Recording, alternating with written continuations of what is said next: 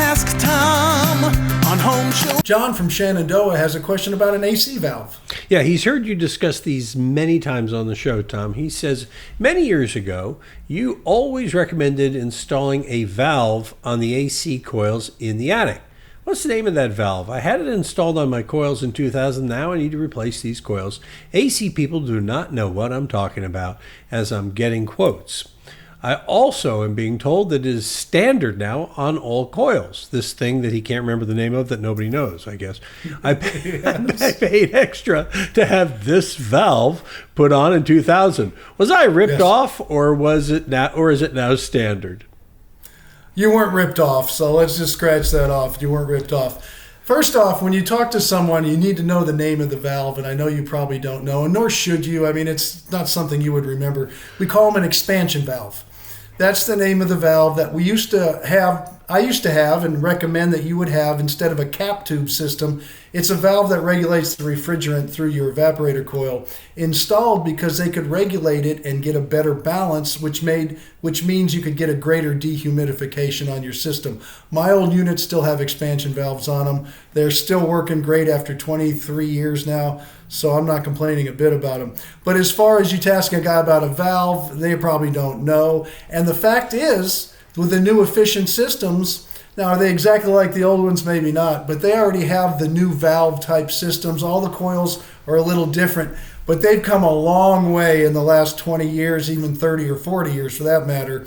And so it's not something that people even talk about anymore. So a lot of the technicians probably, if they're young, you know, they're more concerned about variable speeds and Nest thermostats, which I don't know anything about, but I know what an expansion valve is because they're in the new generations of systems. So yeah, you did not get ripped off. The new ones come with it. You don't add it extra anymore.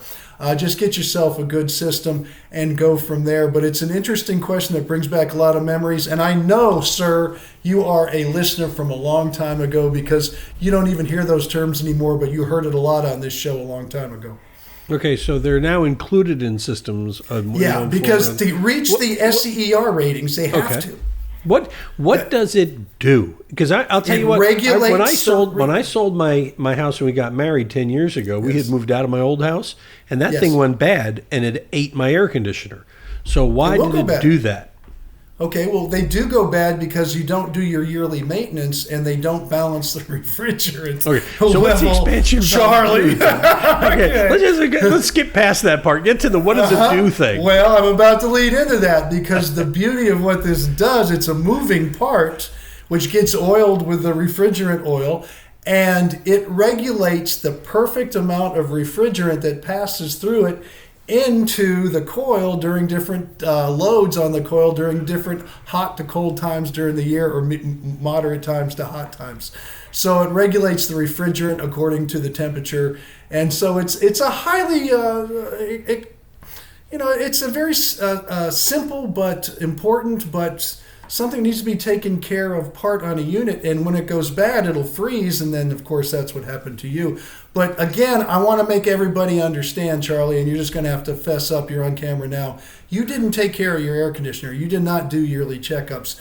And people who don't blame the valve for your lack of maintenance, because you do have to have your yearly checkups. And the new systems, the reason they're all built in now is because to reach an SCER rating of 16 as opposed to the old ones which were 7s or 10s, you have to have those on there, so it's just standard. Okay. I remember. Do your yearly maintenance. I absolutely do now. No.